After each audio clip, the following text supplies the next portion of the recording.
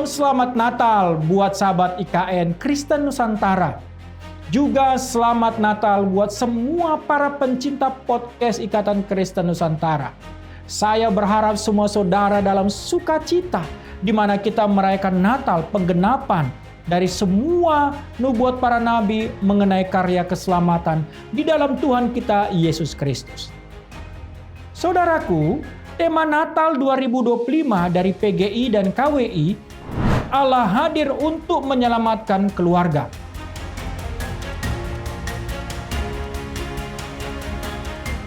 Terambil dari kitab Matius pasal 1 ayat 21 sampai 23. Ia akan melahirkan anak laki-laki dan engkau akan menamakan dia Yesus. Karena dialah yang akan menyelamatkan umatnya dari dosa mereka. Hal itu terjadi supaya genaplah firman Tuhan yang disampaikan oleh Nabi.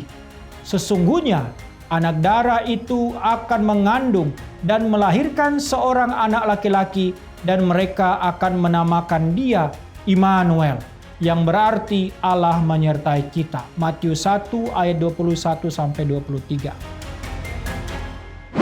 Keluarga sebagai eklesia domestika atau gereja kecil kini berada di tengah badai perubahan sosial, ekonomi, digitalisasi yang menggeser nilai-nilai iman, kesetiaan, dan kebersamaan.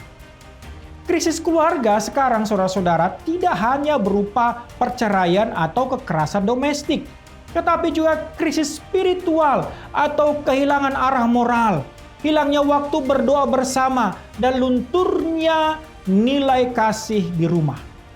Dalam konteks ini, perayaan Natal mengingatkan kembali makna inkarnasi bahwa Allah tidak hanya datang menyelamatkan individu, tapi juga ke dalam realitas keluarga manusia. Dengan demikian, keluarga bukan sekedar penerima keselamatan, tetapi juga ruang di mana keselamatan itu diwujudkan. Pertama, dalam Matius 1 ayat 21 tertulis, engkau akan menamakan dia Yesus, karena dialah yang akan menyelamatkan umatnya dari dosa mereka. Kata Yesus dalam bahasa Ibrani, kita sudah tahu, Yehoshua, berarti Tuhan adalah keselamatan. Dalam konteks Injil Matius, keselamatan yang dimaksud tidak semata spiritual, melainkan pemulihan total umat Allah, mencakup dimensi moral, relasional, sosial, dan eksistensial. Pernyataan ini menegaskan bahwa tujuan inkarnasi adalah soteriologis. Allah tidak tinggal diam terhadap penderitaan dan dosa manusia, melainkan turun langsung menyelamatkannya. Keselamatan ini dimulai dari rumah Yusuf dan Maria karena Allah memilih keluarga sebagai wadah awal karya penebusannya. Dengan demikian, keluarga menjadi locus incarnatus, tempat Allah mewujudkan keselamatan dalam sejarah. Kedua, dalam Matius 1 ayat 22 sampai 23, sesungguhnya anak darah itu mengandung, mereka akan menamakan dia Immanuel, Allah menyertai kita. Matius menafsirkan nubuat Yesaya 7:14 sebagai kegenapan dalam diri Yesus Kristus. Istilah Immanuel memiliki makna teologis yang mendalam, kehadiran Allah yang aktif dan menyelamatkan. Dalam Perjanjian Lama, kehadiran Allah seringkali bersifat transenden. Allah hadir di bait suci atau melalui nabi. Namun melalui inkarnasi Kristus, Allah menjadi Allah yang imanen, tinggal di antara manusia dalam kesederhanaan di sebuah keluarga. Kehadiran Allah dalam keluarga Yusuf dan Maria menegaskan bahwa kasih dan keselamatan tidak berawal dari struktur religius, tetapi dari kesetiaan relasional. Dengan demikian, keluarga bukan sekadar unit sosial, melainkan ikon teologis dari relasi Allah dan manusia. Ruang di mana Immanuel berdiam dan kasih Allah diwujudkan secara konkret. Ketiga, dalam ayat 24 kalau kita lebih berkembang lagi. Setelah bangun dari tidurnya, Yusuf berbuat seperti yang diperintahkan malaikat Tuhan itu kepadanya. Ketaatan Yusuf menandai respon iman terhadap karya penyelamatan Allah. Yusuf tidak hanya percaya tetapi bertindak konkret dalam ketaatan, menerima Maria dan bertanggung jawab sebagai ayah Yesus Kristus. Dalam teologi Matius, ketaatan adalah wujud sinergia antara anugerah Allah dan respon manusia. Keselamatan memang karya Allah sepenuhnya, amin.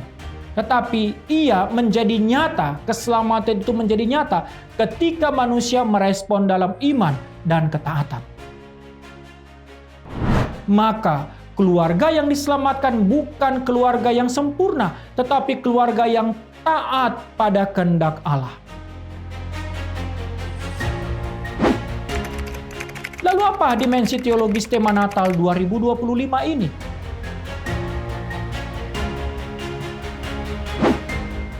Pertama, dimensi kristologis. Inkarnasi sebagai solidaritas Allah dengan keluarga manusia.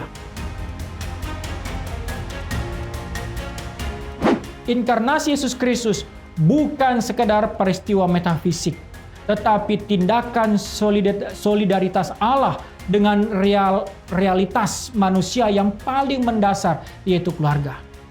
Dalam Kristus, Allah memilih lahir di tengah keluarga miskin dari Nazaret, bukan di pusat kekuasaan atau kemegahan. Dengan demikian, Allah menunjukkan bahwa keselamatan tidak datang dari struktur politik atau religius, melainkan dari relasi kasih yang hidup di dalam keluarga yang terbuka pada kehendaknya. Natal secara teologis adalah Allah yang memulihkan martabat keluarga manusia, menjadikan kembali tempat kasih, pengampunan, dan pendidikan iman. Kedua, dimensi soteriologis, keselamatan yang holistik.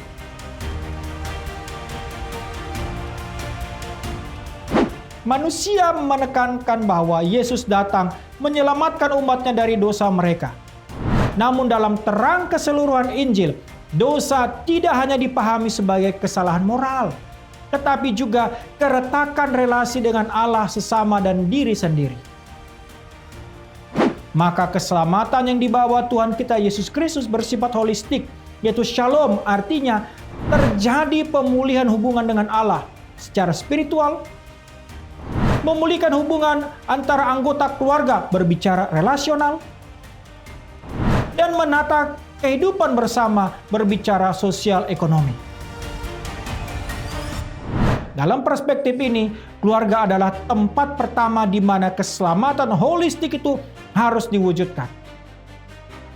Keluarga Kristen dipanggil menjadi sakramen kecil keselamatan, tempat anugerah Allah dialami melalui kasih dan pengampunan antar anggota. Ketiga, dimensi eklesiologis.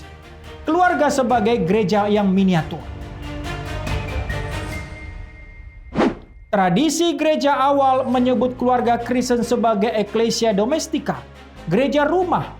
Dalam konteks modern, hal ini menjadi sangat penting ketika praktik iman sering sekali terbatas pada ruang ibadah formal. Melalui keluarga, Injil tidak hanya diajarkan tetapi dihidupi. Doa bersama, saling mendukung, dalam penderitaan misalnya, mendidik anak dalam iman, semua ini adalah bentuk nyata dari partisipasi keluarga dalam misi keselamatan Allah. Dengan demikian, keselamatan keluarga bukan semata tujuan pribadi, melainkan bagian dari misi gereja di dunia. Keempat, dimensi pastoral. Kehadiran Allah di tengah krisis keluarga. Tema Allah hadir untuk menyelamatkan keluarga menjadi jawaban pastoral bagi keluarga-keluarga yang terluka oleh perceraian, kekerasan, atau kemiskinan. Allah tidak hadir hanya dalam keluarga yang ideal, tetapi justru dalam keluarga yang bergumul. Inkarnasi berarti Allah tidak menunggu manusia menjadi sempurna baru Dia datang. Ia datang justru karena kita ini rapuh.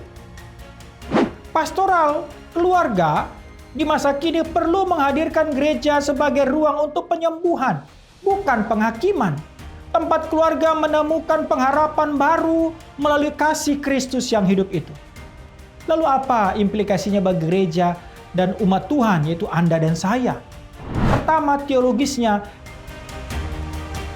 gereja harus menegaskan kembali teologi inkarnasi yang membumi. Allah hadir dalam kehidupan sehari-hari keluarga kita, bukan hanya di altar gereja. Kedua, secara liturgis, ibadah dan perayaan Natal perlu mengangkat doa syukur dan rekonsiliasi dalam keluarga, bukan sekadar pesta simbolik. Ketiga, pendidikan iman. Gereja selalu memperkuat pembinaan iman keluarga lintas generasi agar kasih dan iman Kristus diwariskan. Yang keempat, saudaraku, berbicara sosial. Gereja dipanggil menjadi pelindung bagi keluarga yang rentan, mendampingi korban kekerasan, kemiskinan, dan krisis relasi. Dengan demikian, Matius 1 ayat 21-24 menegaskan bahwa keselamatan Allah kita yang diberikan berakar pada kehadirannya yang nyata di tengah keluarga manusia. Tuhan Yesus Sang Immanuel bukan hanya menyelamatkan jiwa, tetapi memulihkan tatanan kasih dalam keluarga dan masyarakat.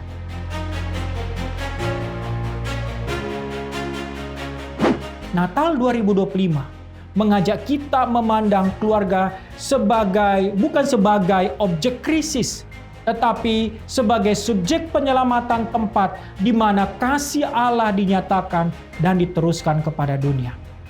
Allah hadir untuk menyelamatkan keluarga.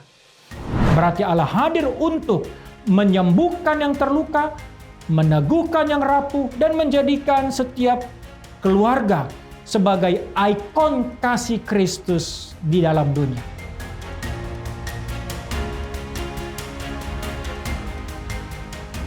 Selamat Natal, saudara-saudaraku semua. Mari rayakan Natal, hadirkan Kristus dalam keluargamu. Dia akan memulihkan. Soli Deo Gloria, mari warnai dunia dengan pikiran Kristus, Sang Pembawa keselamatan itu.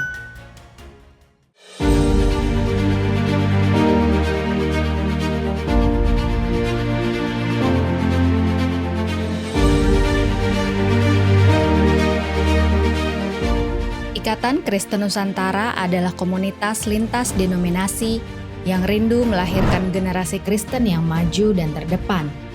Mari berkolaborasi dan bersinergi dengan kasih untuk mencari, membina, dan mendanai anak-anak berprestasi yang terkendala biaya kuliah, lalu mengutus mereka ke dalam dunia dan mempercayakan mereka untuk mendukung gereja dan lembaga Kristen lainnya, agar terus melahirkan generasi unggul dan memberitakan kabar baik supaya keselamatan yang daripada Tuhan sampai ke ujung bumi.